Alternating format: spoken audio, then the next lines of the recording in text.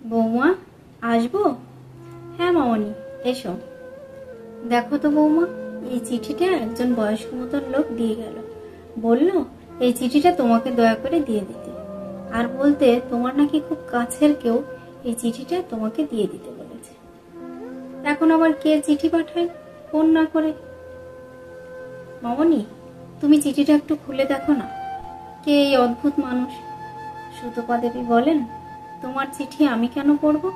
তোমাকে কে পাঠিয়েছে তুমিই দেখো। মামনি, আমার বিশেষ কেউ যদি পাঠাতো তাহলে নিশ্চয়ই চিঠি পাঠাতো না।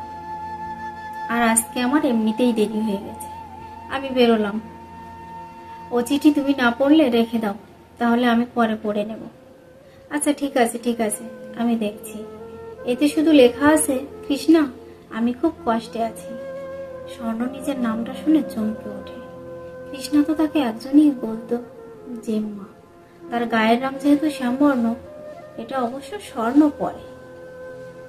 তার মায়ের কাছ থেকে বড় হয়ে জানতে পেরেছে, জেম্মা বলেছিল, তোর মেয়ের যা গায়ের রং, ওর নাম স্বর্ণ না রেখে কৃষ্ণা রাখ। মা বাবা অবশ্য জেম্মার কথা শোনেনি, তারা স্বর্ণ বলেই ডাকে। মা দাদার নাম স্বর্ণাভর নাম মিলিয়ে স্বর্ণালী নাম রেখেছিল, কিন্তু জেম্মার পছন্দ ছিল না, কারণ দাদা ফর্সা, সে কালো ছিল, তাই তাকে একমাত্র জেম্মাই কৃষ্ণা বলে ডাকত। মামনি, চিঠিটা জেম্মা পাঠিয়েছে, তার মানে জেম্মা নিশ্চয়ই কোনো অসুবিধা হয়েছে। এতগুলো বছরে তো আমার কোনো খবর নেয়নি। মা বাবা যদিও যোগাযোগ রাখার চেষ্টা করেছিল আমার বিয়ের সময়, কিন্তু ওরা কেউ বিয়েতে আসেনি।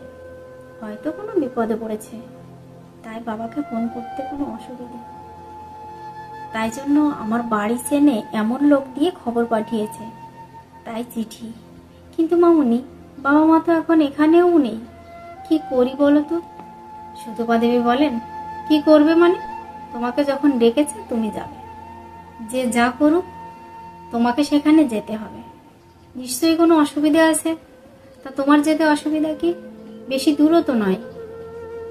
তুমি তো জানো মামনি, জেম্মা আমাকে ছোট থেকে, তাছাড়া দাদা বৌদি তো আমার সঙ্গে ভালো করে কথাও বলে না কোথাও দেখা হলে। মা বাবা এখন ওখানেও নেই। মা বাবাকে এখন ফোন করে জানাবো মামনি? আমি বলি কি, এখন ওনারা অত দূরে আছেন, তাদের চিন্তায় না ফেলাই উচিত। তোমার যদি মনে হয় আমি তোমার সঙ্গে যেতে পারি। ঠিক আছে, তাহলে আমি এখন আসছি, তুমি বিকেল 5টা নাগাদ রেডি হয়ে থেকো। মামনি, তুমি রেডি তো? আমি ট্যাক্সি নিয়েই আসছি, তুমি দরজা বন্ধ করে বেরিয়ে এসো। এসো মামনি, একটু দেরি হয়ে গেল। হ্যাঁ গো বৌমা, সকালে তোমাকে কিছু জিজ্ঞেস করবার সময় পাইনি। তো তোমার জেম্মার তো বড় চাকরি করা ছেলে আছে, তবে আজ যে তোমাকে মনে পড়লো, সেটাই তো বুঝতে পারছি না মামনি। দেখি গিয়ে, জেম্মার বাড়ির সামনে গাড়ি থেকে নামতেই স্বর্ণ দেখে বাড়িটা পুরো অন্ধকার। কি ব্যাপার বলো তো মামনি, বাড়িতে কোনো আলো জ্বলছে না। জেম্মা, জেম্মা কোথায় তুমি? লোডশেডিং নাকি গো? বাড়ির ভিতর থেকে কোনো সাড়া শব্দ না পেয়ে স্বর্ণ শাশুড়ির হাত ধরে গেট দিয়ে ঢুকতেই সিঁড়ির পাশে ছোট ঘুরছে ঘর থেকে সামান্য আলো দেখতে পায়। স্বর্ণ তাড়াতাড়ি ঘরের দিকে এগিয়ে গিয়ে দেখে, এককালে সুন্দরী শিক্ষিতা অহংকারী জেম্মা ঘুপচি ঘরের টিমটিমে আলোতে মাটির উপর একটা মাদুরে কাঁথার উপরে শুয়ে আছে। তাদের দেখে অতি কষ্টে উঠে বসল। স্বর্ণ প্রায় 10 বছর পর জেম্মাকে দেখতে পেল। তার সেই অহংকারী জেম্মাকে চিনতেই পারছে না। তাকে ছোট থেকে এত কটু কথা শোনাবার পরও আজ জেম্মার এই পরিণতি দেখে আনন্দের বদলে তার দু চোখ আস্তে আস্তে জলে ভরে ওঠে। সে ছুটে গিয়ে জেম্মাকে জড়িয়ে ধরে। আলোদেবীও পরম ভরসায় তার কৃষ্ণাকে বুকে জড়িয়ে ধরেন। কিছুক্ষণ পর স্বর্ণা বলে, তোমার এরকম অবস্থা কেন? আলোদেবী চোখের জলটা মোছেন, কিন্তু মোছার আগেই আবার তার দু চোখ জলে ভরে ওঠে। স্বর্ণ বলে, তুমি বলো জেম্মা, আমাদের তো জানাতে হবে। তার আগে জিজ্ঞেস করি, তোমার অতি গুণবান ছেলে কোথায়? আলোদেবী বলেন, আজ প্রায় 4 দিন হয়ে গেছে তারা দুজন ছেলে মেয়েদের নিয়ে কোথাও গেছে। আগে ওরা যখন তখন বেড়াতে যেত, আমি তখন উপরের ঘরেই থাকতাম। ঘরে আমার খাওয়া দাওয়ার জন্য খাবার দাবারও রেখে যেত, কিন্তু এবার ওরা বেরিয়ে যাওয়ার পর আমি রান্নাঘরে যাই, সকালে চা খেতে। গ্যাসে জল বসিয়ে দেখি চা, চিনি এমনকি কিছু খাওয়ার মতো ওরা এবার রেখে যায়নি। সেদিন তো সারাদিন শুধু জল খেয়েই কাটিয়েছিলাম। কার কাছেই বা চাইব? পাড়ার কারোর সঙ্গেই তো আমার সদ্ভাব রাখিনি। তোর মাকে সবাই খুব ভালোবাসত, সেখানেও আমি হিংসে করে তোর মাকে কত কথা শোনাতাম। কেউ তো আমার বাড়ি আসতোও না, কিন্তু কৃষ্ণা পরের দিন পেটের জ্বালায় আর থাকতে না পেরে পাশের বাড়ি ঝিটাকে ডাকি, ওকে সব কথা বলি। ও আমাকে একটা বিস্কুট এনে দেয়। তারপর একটু বেলা হতে ওদের ছেলের বউটা ভাত তরকারি দিয়ে যায়। দুদিন ধরে ওই 3 বেলায় খেতে দিচ্ছে। তোরা তো জানতিস আমি কত আদরে খোকাকে মানুষ করেছি। ছোট থেকে লেখাপড়ায় ভালো, প্রতি বছর ফার্স্ট হতো। ওকে আমি মাথায় তুলে রাখতাম। ও যখন যেটা চাইতো সেটাই ওকে দেওয়ার জন্য তোর জেঠুর সঙ্গে কত ঝগড়া করেছি। তোর জেঠু আমাকে অনেক বারণ করত, এভাবে ছেলে মানুষ করো না, পরে পস্তাবে। তবু আমি তোর জেঠুর কোনো কথা কানে তুলেও তুলতাম না। জেঠু তোকে দেখিয়ে বলতো, দেখো আমাদের স্বর্ণকে সামান্যতম কোনো চাহিদা নেই, অল্পেতেই খুশি। আমি রাগ করে বলতাম, কৃষ্ণার সঙ্গে আমার ছেলের তুলনা করছো তুমি? ওর বাবা মার ক্ষমতা আছে নাকি ওর আবদার মেটানোর? তাইও আবদার করে না।